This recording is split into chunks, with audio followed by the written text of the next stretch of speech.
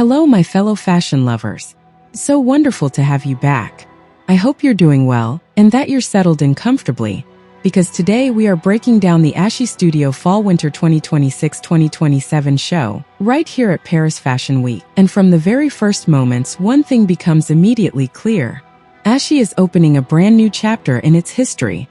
To celebrate the house's 20th anniversary, the Saudi designer is stepping away from his usual architectural purity. Instead, he's plunging us into a surreal, almost spectral atmosphere. My thoughts?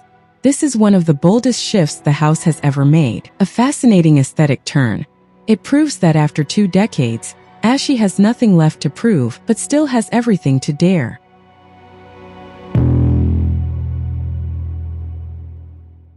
The vibe feels like a Venetian palace frozen in time. A place where ancient mirrors seem to reflect forgotten memories. Can you feel that dramatic tension building up? We're somewhere between the opulence of an aristocratic ball and the mystery of a gothic thriller. A heavy, timeless atmosphere where silhouettes move like apparitions. For this anniversary, Ashi has summoned the ghosts of history's most extravagant celebrations. From Renaissance Florence to Carlos de Baistegui's legendary Ball of the Century in 1951. All the way to Baroness de Rothschild's surrealist soirees, the designer uses these references not as a historical copy, but as a lens. A lens to question, in my opinion, the masks we wear in society. It's an ambitious approach. The garment becomes a tool for self-staging, a poetic bridge between the glamour of the past and the melancholy of today.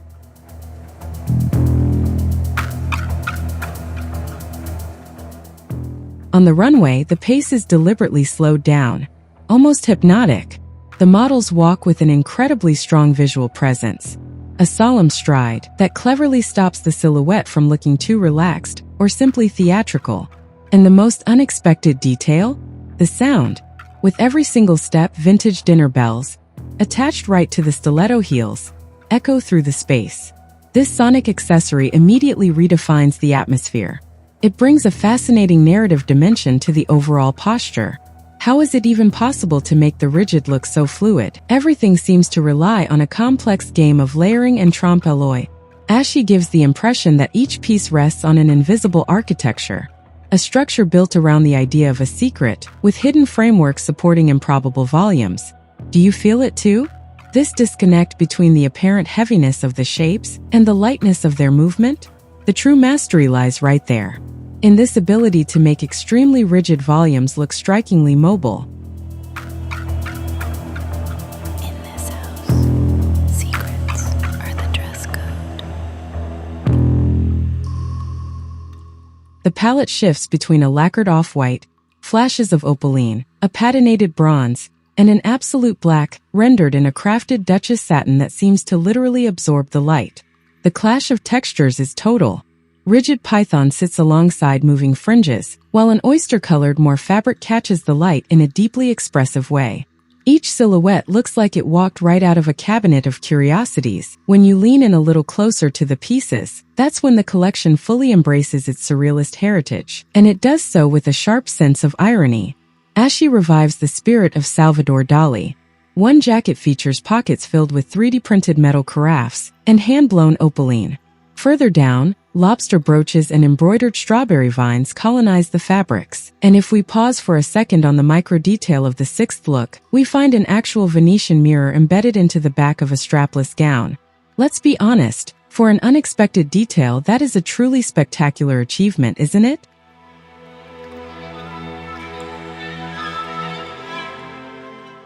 The show is built like a highly intense narrative crescendo. It opens with sculptural silhouettes, like broken porcelain dolls with leather corsets. Then it glides into increasingly organic, dense textures. The narrative crescendo reaches its peak with a gravity-defying black gown, a massive wave of Duchess satin suspended in the air, followed by one final voiceover track, whispering, "Masks hidden behind masks," a theatrical climax that completely takes your breath away. But what if we step away from the runway fantasy for a minute? Let's be honest. Some of these silhouettes push the spectacular to its absolute extreme. to the point where the garment becomes an object of contemplation rather than something you can actually wear. An untrained eye might see this as a sculptural art performance rather than traditional haute couture. By pushing concepts like integrated 3D carafes or bell heels to the limit, Ashi risks oversaturating the silhouette. He risks tipping the ballroom gown over into pure stage costume.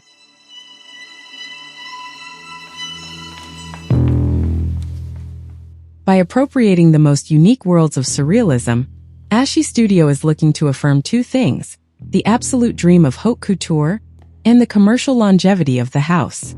It's a new chapter, one that proves that after 20 years, the brand keeps exploring new territories without ever losing its identity. Let me know your honest thoughts in the comments.